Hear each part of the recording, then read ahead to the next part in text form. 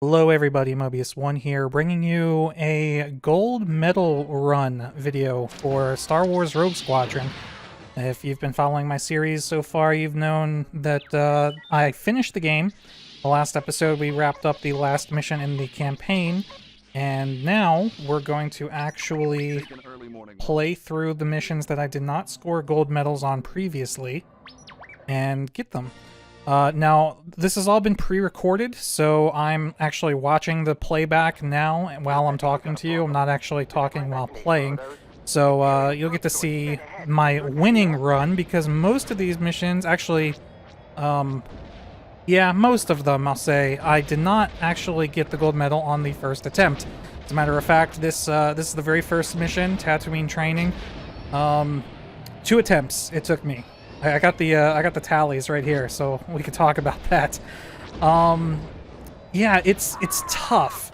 So there's five or six requirements for gold medals. We'll see at the end of this video, or at the end of the mission. The first requirement is mission completion time, so you have to be fast. One of them is enemies destroyed, so you have to destroy a certain number of enemies. One of them is accuracy, so you need to place your shots. One of them is, oh, and speaking of enemies, so here, these stormtroopers and dewbacks out here are out in the middle of nowhere on this mission. This is not, you know, where you're supposed to go to complete the objective, but in order to get the certain number of enemies destroyed for the gold medal, you have to kill those stormtroopers and dewbacks. Yeah, so that's what makes it tricky, because you need to, in certain missions, you need to go out of your way to find enemies to kill, and that's actually what I'm doing here, because I'm not sure what the total number of enemies that I need to kill are. So I was looking for more enemies. Now I see like those banthas up on the hill there on the left, but they don't show up on the radar as red targets, so those aren't enemies. But yeah, so in order to get the gold medal, it's a very delicate balance of being quick, being accurate, being thorough with how many enemies you kill. If the level has a upgrade, like a weapon upgrade or some sort of ship upgrade, you need to pick that up. And friendly saves. So if you're doing like an escort mission, or in this case like these buildings that are being bombed, you need to make sure a certain number of them survive. So here we go, gold medal awarded. I think I leave most of these scenes up here for a little bit so we can actually look. This one I might skip through. Okay, so we came in. Yeah, see, I went through that way too quickly. Some of these later missions I'll leave on screen for longer. All right, so level 2, rendezvous with Barkesh, I already had gold. Search for the Nona is level 3. And this one only took me 1 try. This mission's actually pretty straightforward. Also, I decided to use the Naboo Starfighter for most of these levels, because it's unbelievable. Like, it's got everything that you want in a ship in this game. It's fast, it's accurate, it's got shields. It's a huge upgrade over the X-Wing and the A-Wing, but there are certain missions that don't allow you to use that. Levels where you have to fly like a airspeeder or a Y-Wing. You're locked into that ship selection. So the one thing that is a little bit unfortunate with the Naboo fighter, though, is when you do accelerate, the camera just lags so far behind, so it does make aiming a little tricky. But you'll see that I still get some pretty lucky shots. And yeah, like, look at that. I don't know how I got that shot on him. It's kind of crazy, but there's just something about this ship. The lasers are just so... Look at that. Oh, sniped. Anyway, I'm getting excited. I haven't actually watched this footage in a while. I recorded these sessions probably 2 weeks ago. And I've just been kind of sitting on this footage until now. So it's neat watching something that I played like 2 weeks ago, because I don't really remember all the details. So yeah, so we're searching for the Nona here. Like I said, this is my first attempt at this, so I'm not really sure what kind of a time limit I'm under. So I want to be quick, but I'm also like slowing down and going after enemies like this, because I also don't know how many enemy kills I need. It's really hard on your first attempt of a mission to get a gold medal, because you just don't know what your requirements are.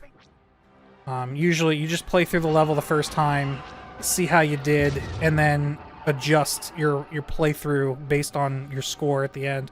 If you need to be faster or if you need to kill more enemies, it's easier to do that on the second playthrough. Oh, that almost... I don't know how I didn't die there. And that spoke too soon. You do have, for those that haven't been following this, maybe, you do have 3 lives in each mission, and surprisingly, lives lost is not a factor in gold medals in this game. I think it is in the sequels in the series, like Rogue Leader and Rebel Strike. I think if you die, you can't get gold, but luckily that is not the case in this game. Yeah, so you're gonna see, like, when I'm trying to pick off guys like this, you're gonna see me feathering my lasers instead of just going all out trying to kill him, which actually hurt me in that case. That TIE bomber snuck right between my 2 bursts. But that's just me trying to keep my accuracy rating a little bit higher. Also, when you have stationary enemies like that landing craft, even though you can't kill them in the game by shooting at them, you'll see me take a few shots at them like I just did there, because even though you can't destroy them, every laser that hits it still increases your accuracy rating. So things like landing craft, landing pads, AT-ATs, even like if you wrap up the AT-ATs with the tow cable, any shots you land on them still count towards your accuracy rating. So there are a lot of little tips and tricks built in. Also, I've got homing torpedoes with this ship. I'm surprised I haven't used any yet, especially on these TIE interceptors. I might start using them here shortly, because that's also a really good way to keep your accuracy up.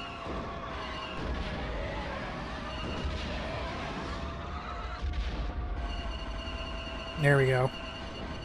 That's going to help with the accuracy a lot.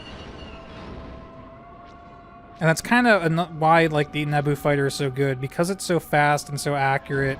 You have time during little, like, breaks like that to just unload on the landing craft and raise your accuracy back up.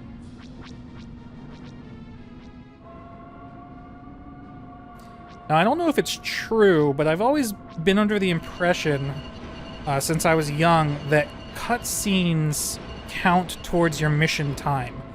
I either read that in a strategy guide when I was a kid or on, like, a web page when I was really young, but for some reason, I've always believed that to be true in this game.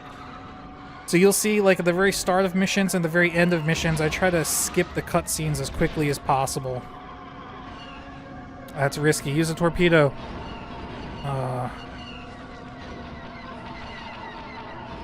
Yeah, this should definitely be torpedo time.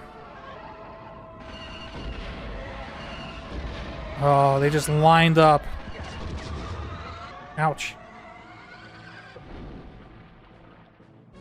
Torpedoes.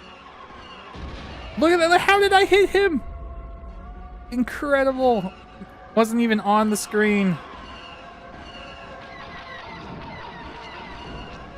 And this whole time, I do remember thinking, like, oh man, like, I'm missing too many shots. I'm, like, trying my hardest to not waste any shots. Here we go. And gold. Let's see. How is our accuracy from all those shots into the landing craft? 42% when we needed 20. That's not bad. And our time, 5:25 when we needed to be under 10 minutes. So we crushed it. Defection at Corellia, we had gold. Liberation of Gerard V, we had silver. So we'll go ahead and do this. This one took me 3 tries. This mission, you're locked into the X-Wing. Wait. No? Oh, no. I'm sorry. I'm thinking of a different one. This one has Y-Wings that shoot ion cannons. There's a mission later, the mission on Kessel, where you have to fly an X-Wing because of, they give you an ion cannon. So in this mission, the Y-Wings have to disable those blue luxury yachts. This mission was tough because there are 3 Y-Wings flying around doing the disabling, and if any of them get shot down, you can't meet the time requirement. Is that it? Is it the time requirement, or is it the friendly saves? Either one of those 2 requirements. It might just be the friendly saves. And what I didn't realize, see, I did real quick work of... that right there. I did a real good job clearing out all the enemies in the area. But what I didn't realize until my third, or I guess halfway through my second attempt, is that if you leave this immediate area, even though there are no enemies there, the Y-Wings just take damage, I guess. And one of them or two of them can even get shot down. I guess you could potentially even fail the mission just by leaving this area. Which sucks, because I wanted to go over the hill to the next little settlement area and start taking out the turrets and stuff there in anticipation for the Y-Wings to make it over there. But if you do that, they never make it. So you kind of have to just hang out here and wait until the cutscene with Wedge. So this is me just loitering, trying to kill time. Here we go. Wedge, I'm on the other side of the planet. We've got trouble. It's the 128th TIE Interceptor Squadron. They're the best of the best. All right, and then I'm like, okay, time to go. Wedge, hold them off as best you can. So I know the Y-Wings are going to come down this canyon here, and there's some AT-PTs and some turrets at the other end. So we're going to take them out, clear path for the Y-Wings. My plan here is to just go through this little city area and take out as much as I can before the Y-Wings catch up. There's also, once the TIE Interceptors show up, there's always one TIE Interceptor. See, here I'm using torpedoes because there's always one TIE Interceptor, that guy just kamikazed, that just like stays on your tail. And no matter what you do, you can't get him off your tail. So I think that's why I'm using the torpedoes here, because I'm not sure which one of these guys it is. But I just want to take them all out like as quickly as I can, because he becomes really annoying. There's also this giant turbo laser tower. But at this point, since you've already played through the game, you should have the advanced laser upgrade, which makes most of these guys die pretty quickly. That was really close. I was afraid I might have collided with an X-Wing there. So I'm just making sure we got all the turrets. And yep, it looks like all the turrets are done. Looks like all the AT-PTs are gone. So now it just becomes wait for the Y-Wings to disable the yachts. Take out the interceptors. See, is this the guy? No. Maybe? Yeah. So you get stuck in like this loop. Like this death loop of you and this TIE Interceptor just like flying circles around each other. And you either have to like fly away super fast and then turn around and joust him, which is dangerous, or try to get him to crash into something, or just hopefully you take him out before he actually gets on your tail. But these homing proton torpedoes are super useful here.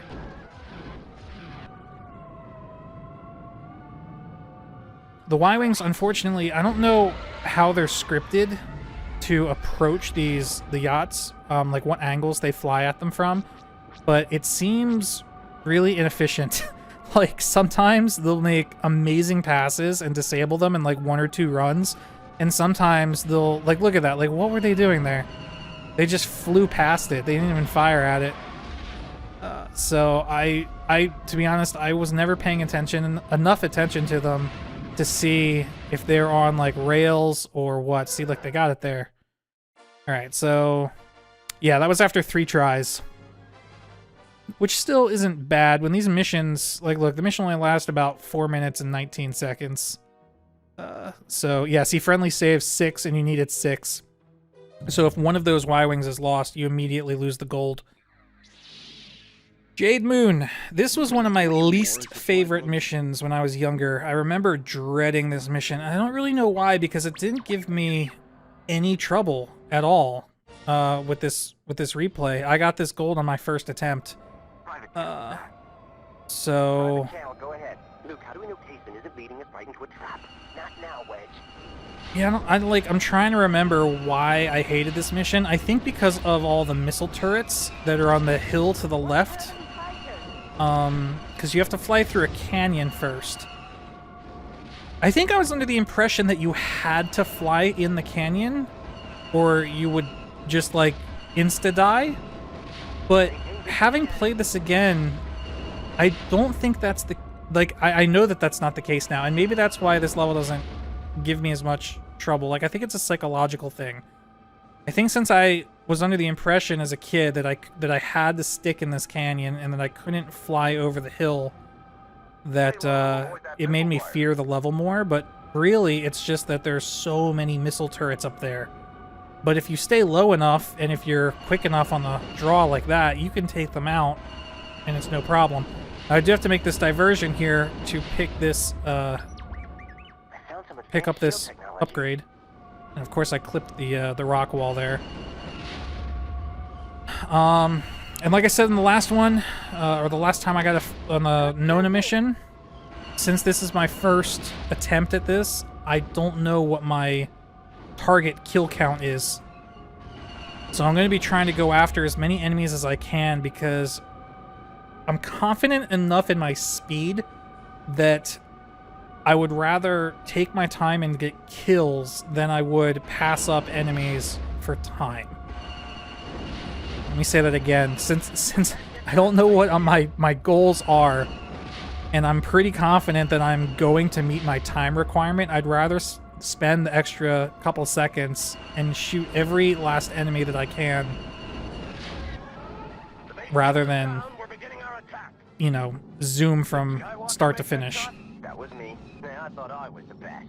Hey. And this is where playing this game now differs from how I play as a kid. As a kid, I would stay in this canyon and go all the way back the way that I came.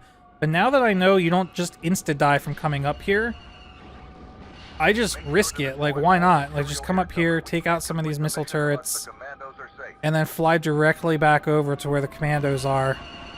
And look at how much time that saves.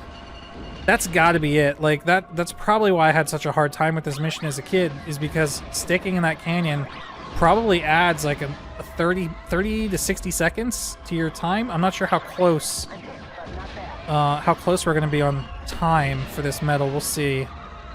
But if it's like within a minute, then that would explain a lot. Well, I don't know. I've been doing really well. The Naboo fighter just makes this easy peasy. All right, so let's see. I'm gonna say that it's probably like 2 minutes below the target time. 3 minutes. Yeah, look, I had 2:59, target of 6 minutes. Enemies destroyed 48 out of 45. Friendlies 7 out of 7. So yeah, so that's tough. You need to kill a lot of enemies in that level. Imperial construction yards. All right, this was the level that gave me the most difficulty in this run. This took me 6 tries to get gold, and that is the most out of any of the levels that I've had to replay. And to be honest with you, I can't really tell you like why. There was no specific reason. These radar dishes got me twice because I was trying a couple different things. I was playing around with how close I could get to them. See, ooh, yeah, that one almost got me. I was trying, the very first attempt, I tried to go right here at this fork and just skip this dish entirely. That did not work. I tried just staying low to the ground and flying beneath them, thinking that you can, like, avoid the radar by staying low. No, you cannot. That is something that you do in a rogue leader mission in the sequel. And then the other thing is, I was under the impression that you needed a lot more enemy kills than you actually do. Like, this level has the most... I'm pretty sure this level has the most, or the highest number of enemies out of any mission in the game. I don't know that for a fact, but I'm pretty sure that that's true. And for some reason, I thought that you needed to kill a lot. I'm pretty sure you still need to kill over 100, but like I was always, I think I was playing with the idea that you had to, at least the first attempt, you had to kill like an insane amount of enemies, and it turns out you really don't. You still need to kill a lot, but not nearly as many as I thought you did. So that played a big thing into why this took me so many attempts. You know, I've tried different things. I've tried like counting enemies that I kill while I'm playing a level, but you lose count. Well, I lose count after, you know, 20 or 30 or so. And sometimes it's hard to tell. You know, like if your friendly gets a kill, it doesn't count. If a dude crashes into the ground instead of, you know, dying to your laser, it doesn't count. Like, there are a lot of things, like, it could go wrong. So, I don't know. I'm sure there are people out there that do that, but here you can see, like, me trying to blow up all these buildings and structures and stuff. I had to pick up this upgrade. These are the landing pads, too, that I was talking about before that boost your accuracy if you shoot at them. But then there's 2 factory sites, or construction sites, that you have to go take out. This one is kind of like the ATST, and then there's an AT-AT one. And it's really easy to want to destroy every target here, because it's such a congested, like a target-rich environment. Like, just look at the radar right now. Look at all those red dots. See, like, all these stormtroopers, all these cargo containers, even, like, the towers, all count as enemies. So, going on strafing runs here is just so efficient that you're like, man, I just want to stay here and take out everything. But what ended up getting me most was time, because I got too kill hungry. See, I just decided on this run, like, hey, all right, that's enough. I'm gonna dip. And yeah, and that's what ended up getting me the gold here. I'm pretty sure. I don't remember how close this comes on the clock, but I feel like, if I remember correctly, I had plenty of kills at the end of this run. So we're gonna find out.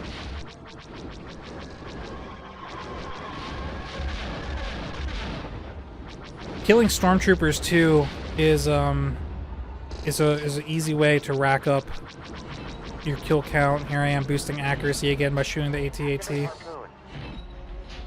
This AT-AT can be tricky. I didn't have a problem with it in any of my runs, but I remember having a problem with it as a kid, because depending on how long you wait to wrap him up, he likes to hug that right canyon wall. So if you allow him to travel a little bit further up that valley, then wrapping him up becomes a lot more difficult, because you're like squeezing between his legs and the canyon wall.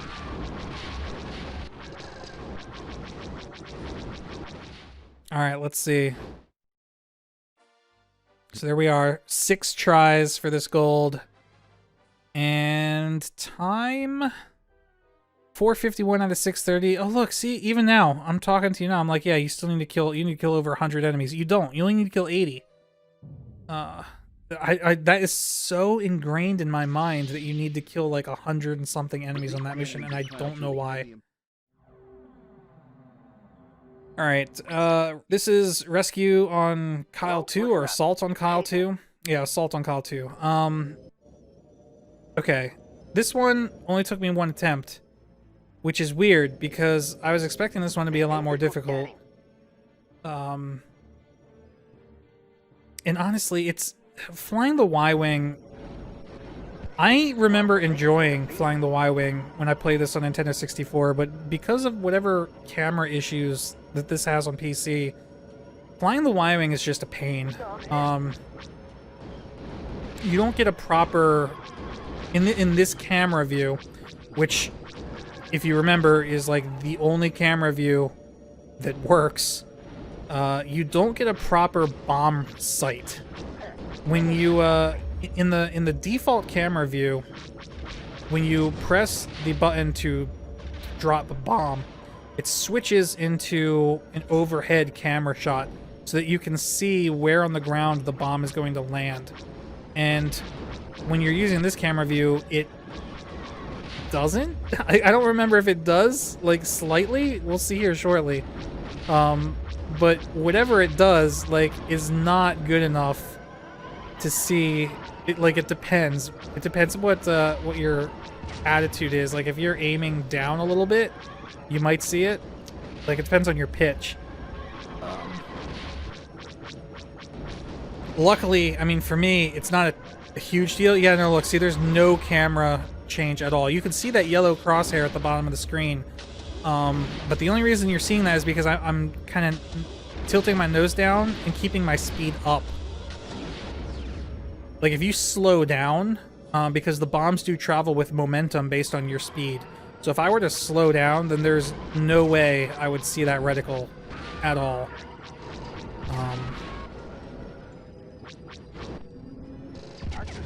So yeah, but using the default camera view, it just doesn't, it's not good on the PC. It's such a weird bug too. And when you go on the GOG forums, which is where I got the game, like, there's threads of people talking about it on there. Maybe there's a fix out there now, but I ended up putting up with it. That was a really good bomb drop right there at the end. If you rewind the video and look at that drop, I took out like a whole squad of stormtroopers on the ground with one of those bombs. That really helps your kill count. And I'm trying to remember, obviously, if it's been a while since I watched these playthroughs, it's been even longer since I watched my original runs for the actual episodes. But I want to say that there's two targets left. There's the barracks and the sensor array that I'm going for right now. And I want to say in my original run through this mission, I took out the sensor array first. And I think that's a mistake, because when you destroy the last building in the barracks, it spawns a bunch of stormtroopers, which obviously help to bolster your kill count. So I think one of the reasons why I got this gold medal in my first try, that's the barracks right there. The sensor array is off to the left. I think one of the reasons I got the gold medal on first try is because right there, see all those stormtroopers? Bam. Drop a couple bombs, instantly gain like 10 or 15 kills. It's nuts. Also, this cutscene, right? There should be a cutscene any second now, I think. Anyway, there's a cutscene of Wedge getting shot down, for which, for whatever reason, did not play during my original playthrough. So, the mission after this is us rescuing Wedge on Kessel. And for whatever reason, we never saw... Here it is. I don't know where that came from. I don't have nav control anymore. Can't steer straight. Main computer offline. Targeting computer offline. It's off road 7. I can't... Get out of there, Wedge. Copy, what happened? Wedge made it, but he's gonna be captured for sure. I'm under a lot of fire. Increase speed, full throttle. Hold on, Wedge. Okay, Rose, we're not done here. We're not done here, but we are done here. But there you go. Yeah, so that explains why now we have to go rescue Wedge on Kessel, which I have no idea why that cutscene got skipped. All right, 6 minutes, 65 enemies needed. Wow, accuracy was really close, 62% over 60. But yeah, we had a lot more enemies than we needed. Okay. Yes, and then once you get a certain badge color or a medal color of every, or across all the missions, you get a little cutscene. In honor of the bravery and courage of Rogue Squadron, the Rebel Alliance presents each one of you with a plated insignia, so that all who see it shall know you.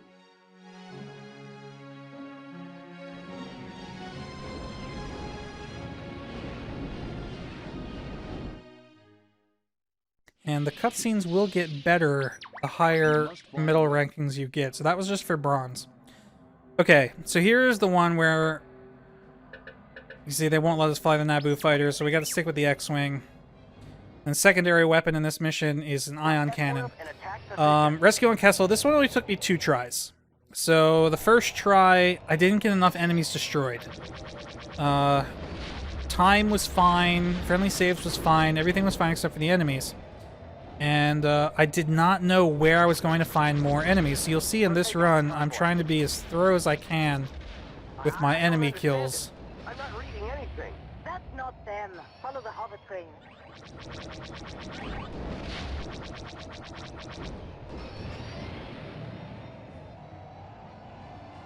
I'm kind of working my way backwards. Well, now I'm not. I was. That when you follow that convoy at the start there, that actually leads you to the end of the level.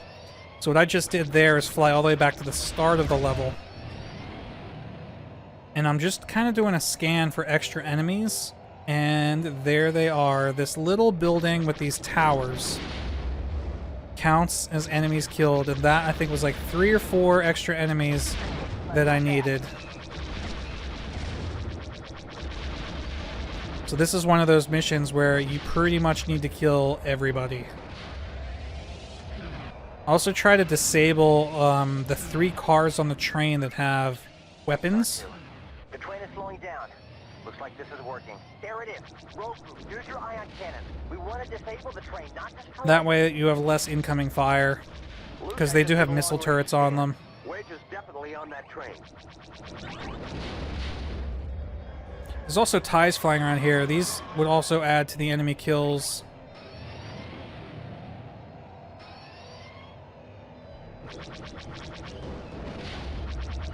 But here we have another example of me trying to balance enemies destroyed in time. See that TIE interceptor?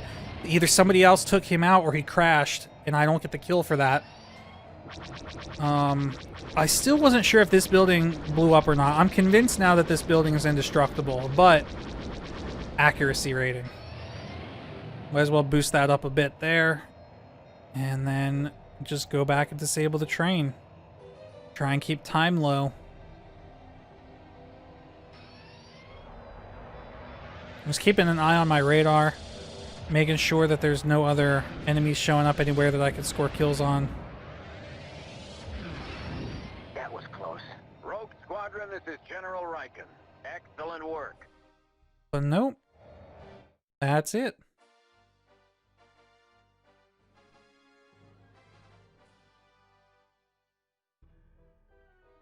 Time was great. Enemies destroyed was exactly what we needed.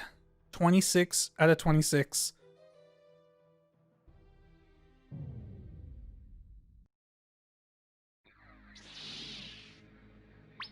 So then that takes us to Prisons of Kessel. This one gave me a little bit of trouble. This one took me 3 tries for one simple reason. Enemies destroyed again. So I'll point it out when we see it. There are 2 tricks to getting the enemies destroyed for this mission that you absolutely need to do. One of them is probe droids. So you can see the little teases you right there at the start with a couple probe droids. Those are not the only probe droids in the mission. However, those are the only probe droids that you are probably going to encounter unless you do a little bit of exploring.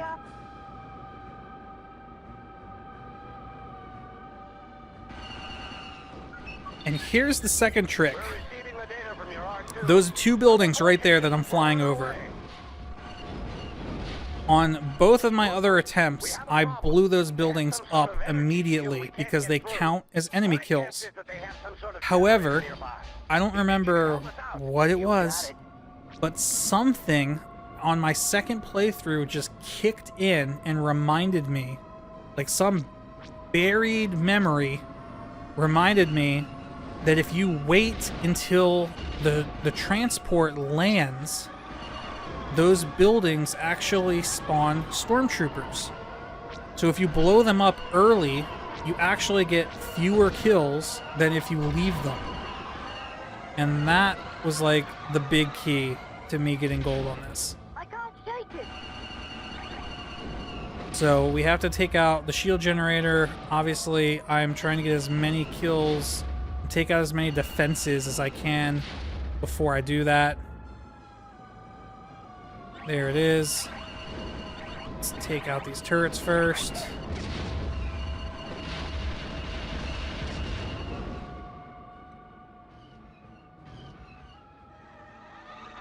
Trying to use torpedoes on these interceptors.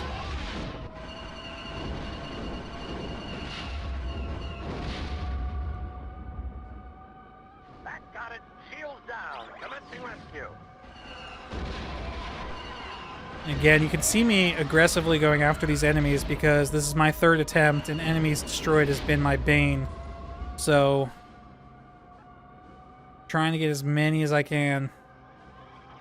Rogue Squadron, where's our cover? We can't take these ties. Thanks, Rogue Group. I'm clear. And here come the stormtroopers. See them just pile out of the buildings. Every one of those counts. And now the buildings can also be destroyed. Once those, you know, little squads pop out, those buildings are fair game again. But if you take out those buildings before the stormtroopers come out, you're not going to get the requirements. Rescue complete. And you can see every one of these landing pads has 2 of those buildings. Every prison has 2 little barracks outside.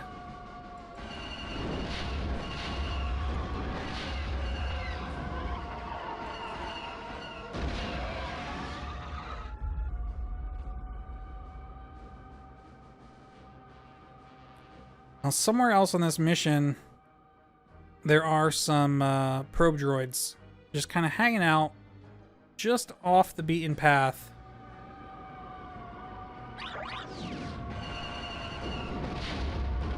The rest of this one's pretty straightforward, though.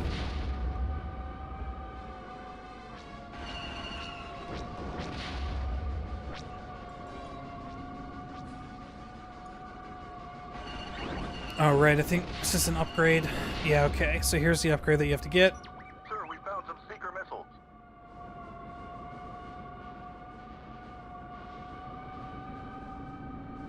Some ATSTs spawn.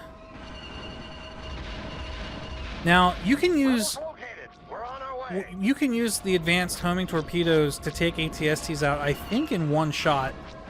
But something that you have to consider with that is your accuracy. If you take out an ATST in one torpedo, that's one hit for one shot.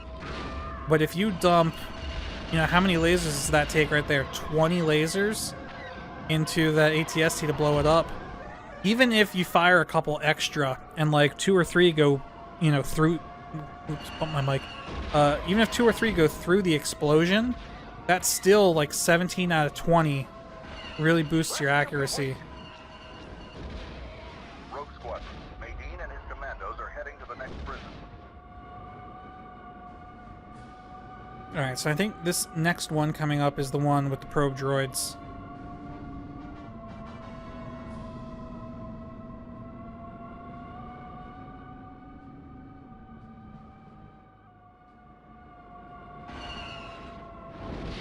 Another thing about this mission is that it's just so long, since you have to wait for the transport to fly around everywhere. Like, okay. Yeah, alright, so here we go. So, there's the prison, but if you keep going past it, here we have more probe droids. There's 3 here. And then if you swing around to the right, there's 3 more.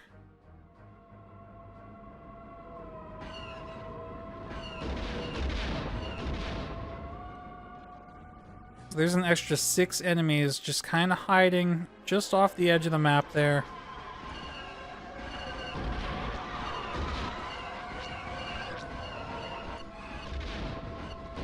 Thanks, Rogue Group. I'm clear. Get the stormtroopers.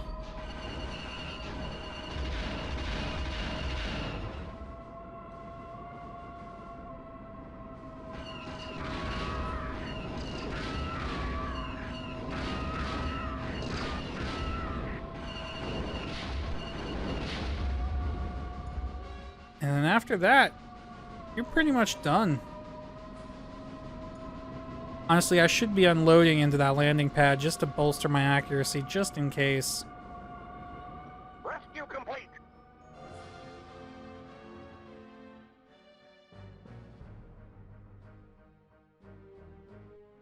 Last group scan. Here we come. And I think when we got over here, I realized that I had left a bunch of enemies over by where the shield generator was.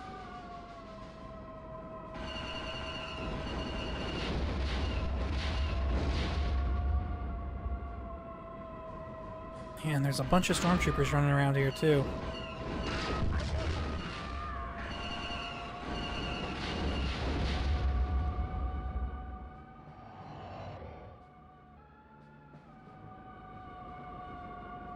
Here goes the shuttle. waiting for the stormtroopers.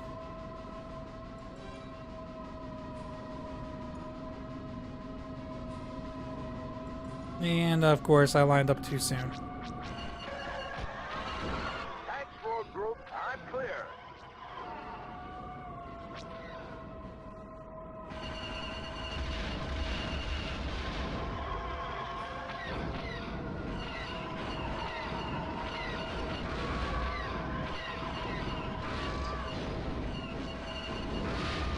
They do want to take these stormtroopers out pretty quickly because they will be shooting at the commandos and the transport.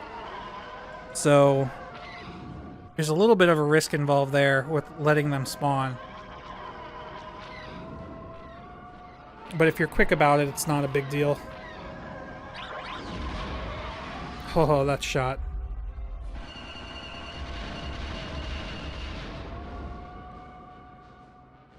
That should be it.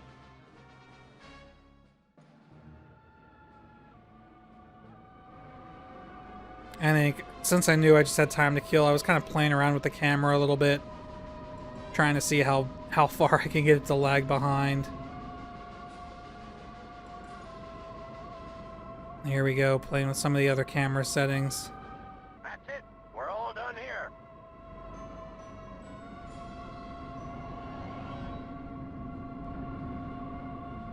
I'm thinking that first-person view in the N1 might actually not be so bad. But here, this is the default camera angle. This is the camera angle that I would prefer to play the game in. But just, I don't know. It's not as as attached to the ship.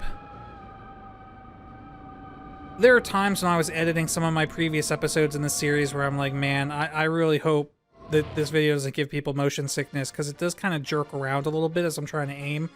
But if you were using the default camera view, that wouldn't happen. Okay, look. Enemies destroyed 127 over 103. So obviously we did way above and beyond what we needed to, but that's good. Battle above Taloraan. This one only took me 2 tries. This is another one where you have to ride a fine line between time and enemies destroyed. Another huge killer in this one actually is friendly saves, because the gas canisters that you're destroying, you have to be very careful not to blow up those ones with the blue rings around the bottom. Those are civilian canisters, so you have to be very particular with your shots. So you'll see me firing only like 1 or 2 shots at a time here, so that I don't accidentally overshoot. Right? Because if you fire 5 shots and the canister blows up in the first 2 shots, those 3 other shots are going to go through and hit whatever is behind it. And that will cost you this gold medal very quickly. So you have to just be super, super careful. You have to take out some of these ties, but you don't want to kill your accuracy rating by chasing, or your time by chasing them down. So this level's tricky, and quite honestly, I'm surprised and glad that I got it done in 2 tries, because I was expecting to have to do it quite a few more. I think I have the N1 to thank for that.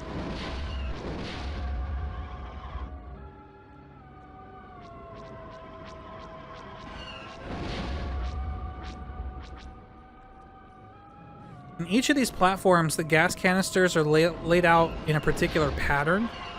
So if you know the pattern, you can plan your approach vectors. Good job. Which is really helpful for keeping your time down.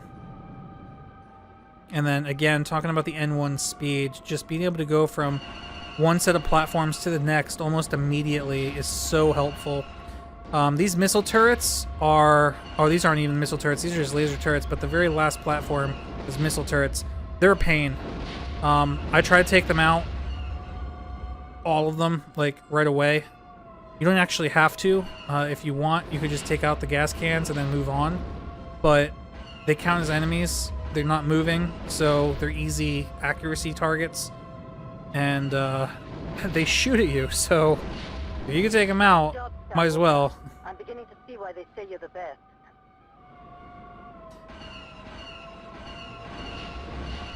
This one's got a whole bunch of them. Luckily, all the canisters on the bottom are Imperial, so you could just kind of go ham on this one. Excellent work. And then I think this is where the TIE swarm... Imperial activity up here. Is this where the TIE swarm comes? Might be one more platform.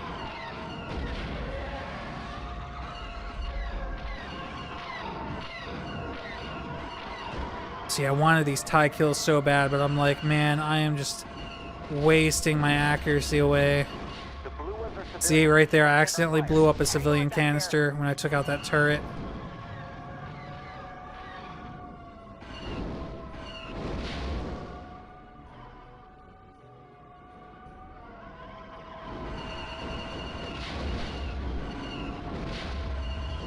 Get the turret, get the canister, check the other platform. Excellent work. That stabilizer's supposed to loose again. Can't lock it down.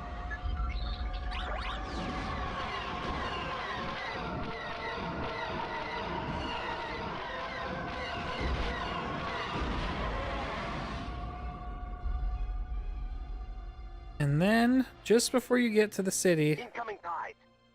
Standard Imperial swarm maneuver. What's you get a massive swarm of TIEs in the face. Now, what's great about these is they just fly right by you and then pretty much fly straight. So if you zoom past them, you can then spin around and try to pick a bunch of them off.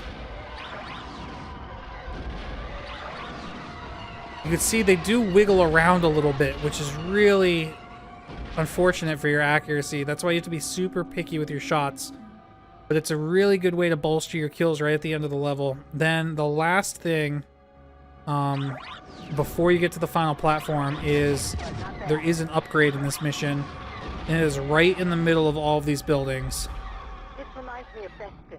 My squadron scouted it once for a possible Imperial takeover. Too small, though. Here's something. Advanced lasers. So it's really hard to get in and get out of there without crashing if you're in a less maneuverable fighter. And then this is the last platform. This platform does have missile turrets, and they are deadly. So I take out a couple of them, or one or two, and then I just go for the cans. And that ends the mission. There we go. After 2 tries, gold medal. I'm curious what the kills are. Yeah, okay, we got 103. We need a 90. Accuracy. Look, you need a 70% accuracy on that mission. That is killer. You need to be very, very precise with your shots there. And here we have the silver medal cutscene.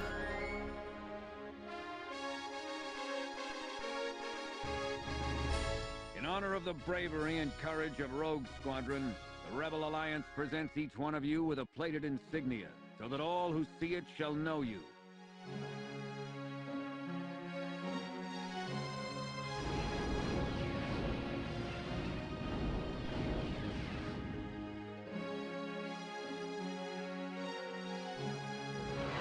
Jason Moore, Zev Senska, Jack Ralter, Wes Jansen, Avi Cleven, Lieutenant Wedge Antilles, and you, Commander Luke Skywalker, you have all done your part to strengthen the Rebel Alliance, to offer hope to worlds under the yoke of oppression, and to ensure the freedom of the galaxy.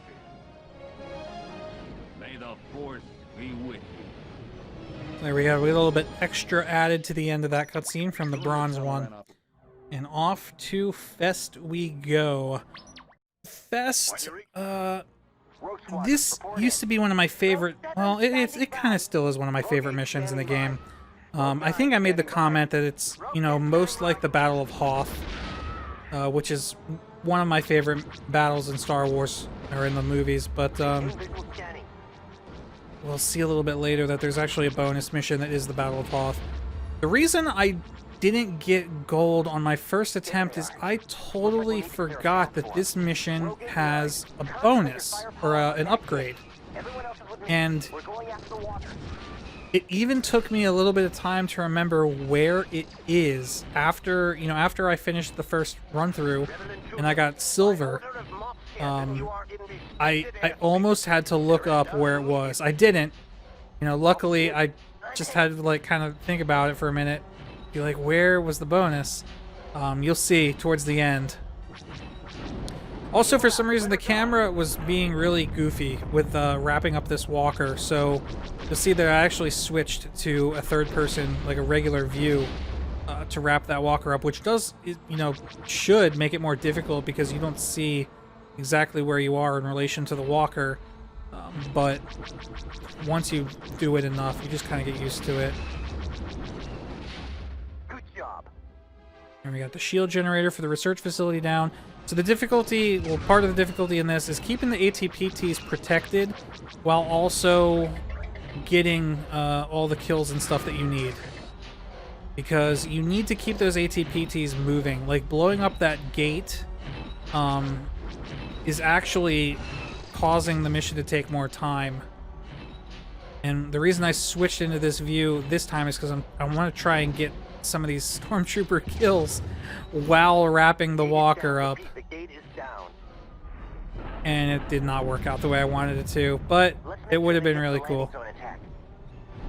Alright, so the ATPTs are coming out. I'm trying to swing around and get these kills. Also, some tanks spawn. So we can take these tanks out. There's still one more AT-AT. And with those ATPTs coming out of that gate like that, I need to boost over here and get that AT-AT. Oh, what am I doing? Get that walker. Go. Boost the accuracy.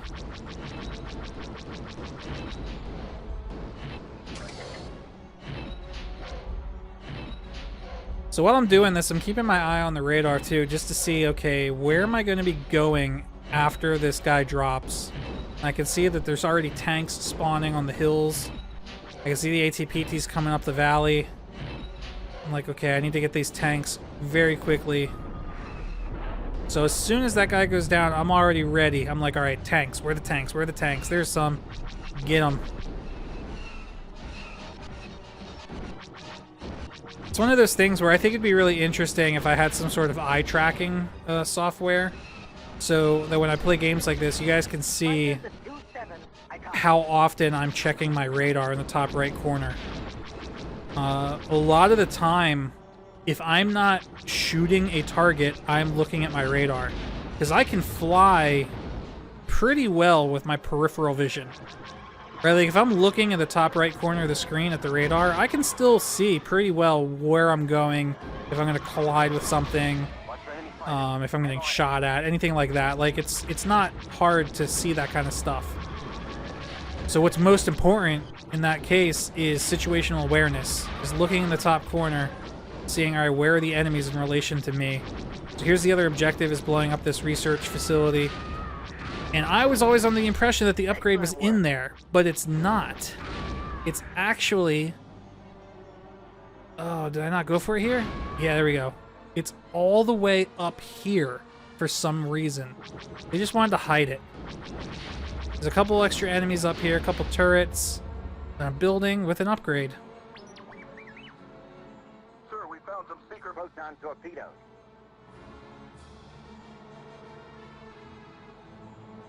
And that's it. I think that's it.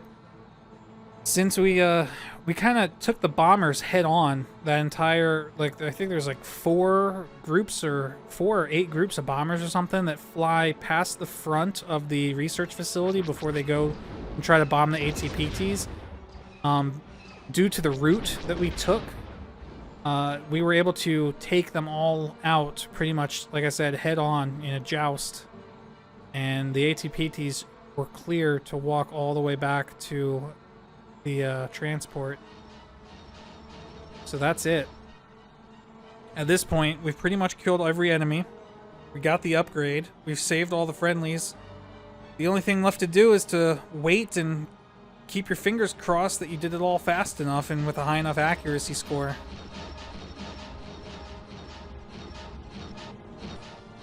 We've done it. The ATPTs have reached the landing zone. Repeat, the ATPTs have reached the landing zone. And there we go. Gold.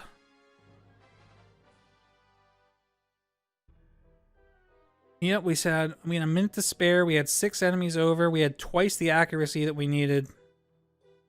Pretty good.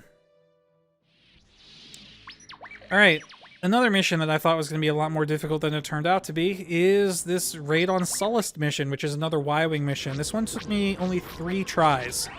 And what was the problem? I'm trying to think.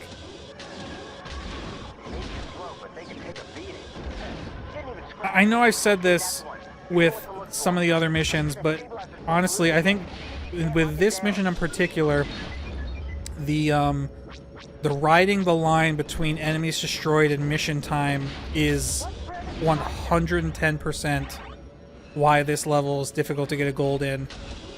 You need to have your route mastered for this mission. You need to know exactly where all of these capacitors that you're bombing are, and in what order you're going to get them, and what turrets you're going to shoot at, what ATSTs you're going to take out, everything. You need to have that stuff down so that it's like not even a consideration. Like, you just do it.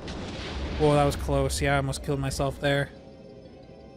The bombs do have splash damage, and you can kill yourself with them. There's also a bonus, or an upgrade in this mission, in that building right in front of me.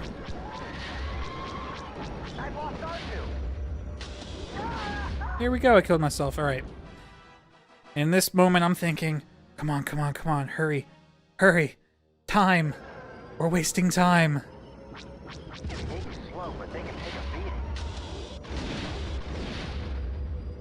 I'm like, shoot, I'm too high.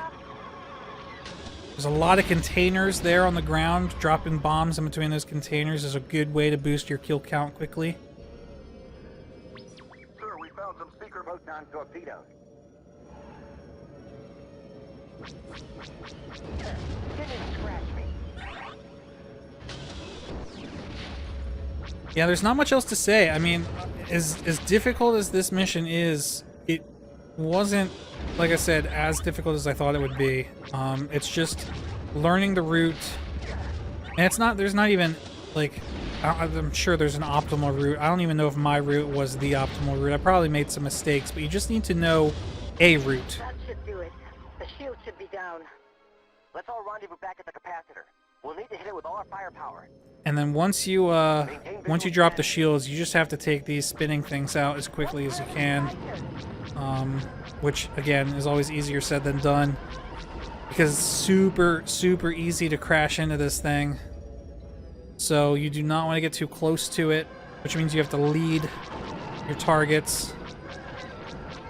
It's also tempting to go after these TIE interceptors. I think a big trick here is to always shoot at the things as they're coming towards you. See, I actually bumped into that. It's very easy to accidentally start to like chase them to the right as they're spinning left to right. You don't want to be shooting at them as they're going away from you. It's just, I'm sure there's like a logic behind that, but it's always just better to do it the other way. Look at that. You have to beat that mission in under 4 minutes with 75% accuracy and 40 kills. That is hard. I mean, you just watched me do it, but it's hard. Alright, and this is going to be the last one. This is, was it Raid at Typha-Four? Something of Typha-Four? I don't remember. Pick your targets and go. But this mission is good to fly the V-Wing Maintain visual scanning. for its special weapons. The V-Wing has the Seeker cluster missiles, which makes taking out a lot of targets very easy. It also has the booster and the rapid fire mode for the blasters, which lets you shred certain enemies and get from point A to point B and hurry. So look at those cluster missiles. You just kind of aim in the general direction of a group of enemies, and it takes them all out. This mission also took me 3 tries, and a big thing on this one that got me was the friendly saves. It is you have to be very fast in this mission to not lose too many civilian structures. all those Bacta containers, like those little round structures there you see on the right, all these guys, these ATSTs, these turrets, the TIEs, everything are all shooting at them. And you need to fly around the map and take them out as quickly as you can. I'm wasting time here to blow up these buildings when I should be saving structures, but I do that so that I don't have to come back and blow up those buildings again later. You need to be able to take out an entire area's worth of enemies very quickly, and that's why the cluster missiles help a lot.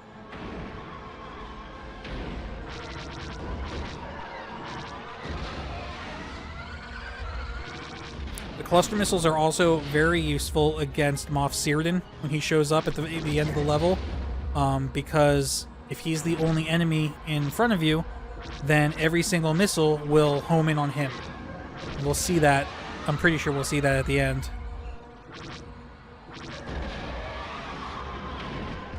You might think that using the rapid-fire lasers is bad for your accuracy rating, and you would be right. However, again, with the cluster missiles, an interesting thing happens. I don't know exactly how this happens. My theory, though, is that since firing a cluster missile, you're technically only firing one shot, but that one shot splits up and hits multiple targets. I think that messes with the way the game calculates your accuracy rating, because I'm sure you've seen I've missed quite a few shots already, but I'm also fairly certain that at the end of this mission my accuracy rating is going to be 100%, which doesn't make any sense. But like I said, I think it's got to do with the cluster missiles. Sir, we found some cluster seeker missiles. I think shooting one missile and having that one missile hit, 6 or more targets makes the game panic or something. This is just my theory.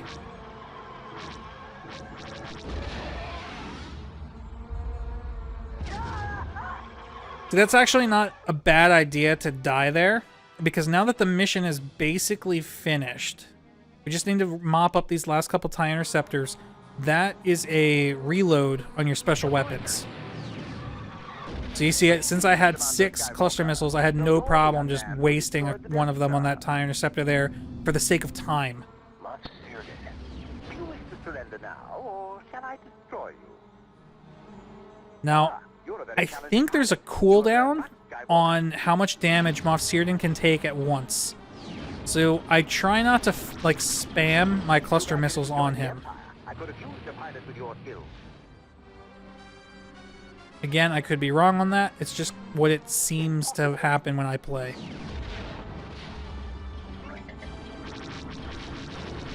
Even if you win today, the Empire will crush the rebellion. I'm not sure why those missiles get stuck in a loop around him, but they do hit him eventually, and then he dies pretty easily right there. And that, everybody, is how to get a gold medal on every mission in Rogue Squadron. And we beat it by about 2 minutes. We got exactly the number of enemies destroyed. We got 100% accuracy and exactly as many friendly saves as needed. And for that, we were awarded with the gold medal cutscene at the end. Which this one's basically the same as the silver medal one, so I'm going to talk over it. But there's something extra at the very end. So this is not the last video that I'm going to be doing for Rogue Squadron. I am going to be playing through some bonus missions. I don't know if I'll try and get gold in them because I don't know, we'll see. But there are, I think, 3, 4, at least 4 bonus missions in Rogue Squadron. And there are a couple of unlockable ships in addition to the Naboo Starfighter, and those are teased at the end here, at the very end of this cutscene. To offer hope to worlds under the yoke of oppression and to ensure the freedom of the galaxy. May the Force be with you. Yeah, so I think that's all the same, except instead of fading to black here, oh look, it's the Millennium Falcon, a T-16 Skyhopper, and a TIE Interceptor. Just teasing the player to say, hey, these ships are in the game. But that's gonna be it for this video. This was a long video, and I recorded all of this audio in one take. So thank you guys for watching. Mobius1 here, and I'll see you later.